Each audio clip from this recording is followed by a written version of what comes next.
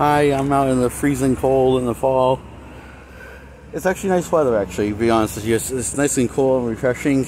And I'm reviewing the 1999 movie Inspector Gadget's Time Matthew Project. And, well,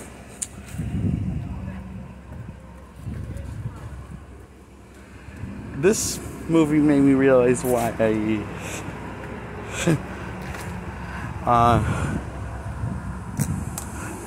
hate Joss Whedon's Justice League because I'm pretty sure I hate everything about this movie, mainly because of the casting of Magic Project. And yeah, so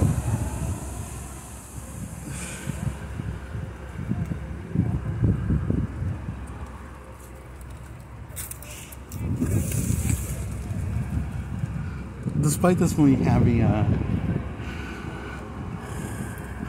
family-friendly rating, it has some sort of very adult crude humor.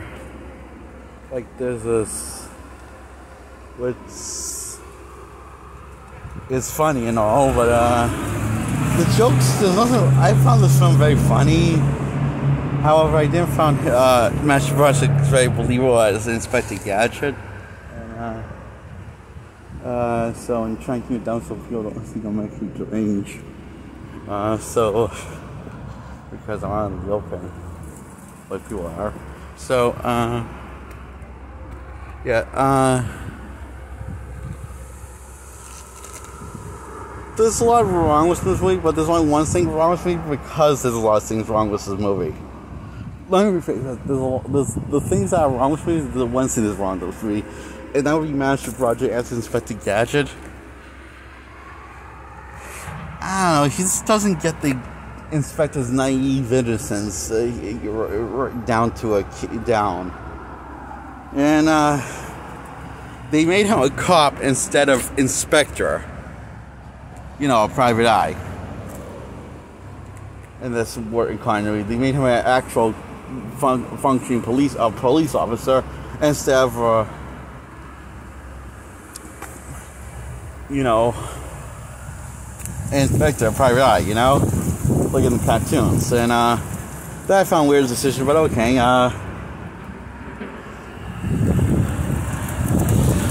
So this is a 0 out of 10 for me, and man, it's freezing now. Getting out people's way. So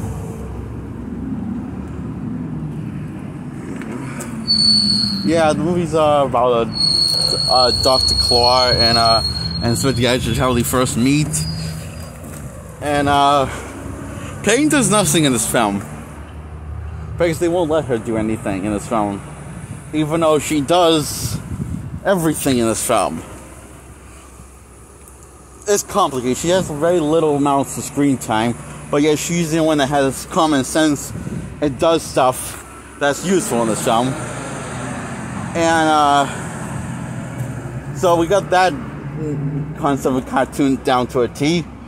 Now we got get to Claw that they also messed up. Well, let's just start with the big problem with this. Claw shows his face. He's the elephant in the room. He's actually maybe more. He's like, yeah, Claw's not supposed to show his face. He's supposed to be an enigma, a monster, but also very conniving, enigma, head of the game, But you're not supposed to see him because he's like sort of an enigma character. I will say, I think the sequel, Inspector Gadget 2, could fix these problems, and that's why I like to still stand by of loving the sequel, Inspector Gadget 2. Even though it's a sequel to this movie, it feels like it takes us in it feels like kind of retcon the continuity, everything that went wrong in this one.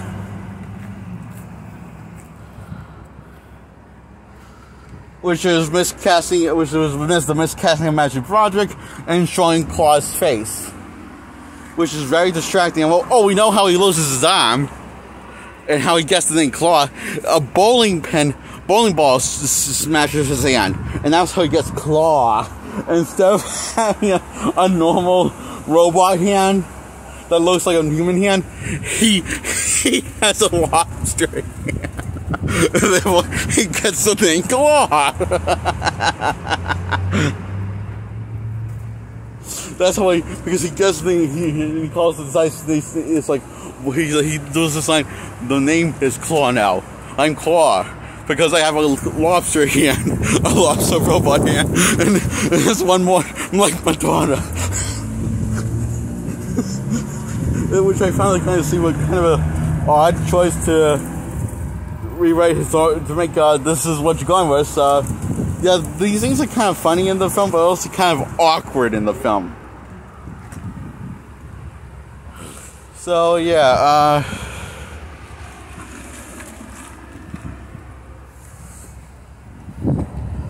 and Dad's on a business call, I think. So yeah, that's the best I can talk about the film. And also, during the climax, Inspector Gadget gets the idea to defeat Claw, inspired by when he grabbed a man's balls and sent him to the hospital. Because he decides to visualize his goals exactly what that man said before he grabbed him by the balls and sent him to the hospital. And he had, chipmunk squeaky voice. So, so he visualizes his goal in Inspector Gadget by how to take down Claw, and the Inspector Gadget seems on his plane. This is supposed to be the triumphant moment, and it sounds like it feels like all bullshit because you don't buy that this is the Inspector Gadget that you fell in love with this cartoon, this beloved goofy character, naive goofy character that we fell in love with the cartoon with the same name, Inspector Gadget. You don't believe that this is that Inspector Gadget. You believe this is Master Broderick, and there's nothing interesting about Master Broderick. I'm saying this here and now, fact. So, and they live happily ever after with his girlfriend until the sequel comes around. Then he gets a new girlfriend. That's all machine. Oh my God! I just realized he's in RoboCop now. Inspector Gadget's RoboCop. He's part Gadget, part machine, all cop. They made him RoboCop, a crappy version of RoboCop. Wow, the worst RoboCop knockoff ever. Amazing. So yeah, just get a 0 out of 10.